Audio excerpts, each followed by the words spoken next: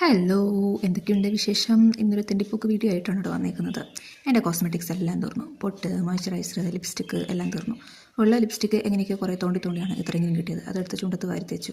എൻ്റെ പൊന്നു കർത്താവേ, എൻ്റെ ഈ മോക്കൂരി എന്നെ കൊണ്ടേ പോകുള്ളൂ എന്നാണ് തോന്നണേ. കുറച്ച് ദിവസം കാണാണ്ടായപ്പോൾ ഞാൻ വിചാരിച്ചു എന്നെ വിളിച്ചു പോയിരുന്നു, പക്ഷേ വീണ്ടും വന്നു.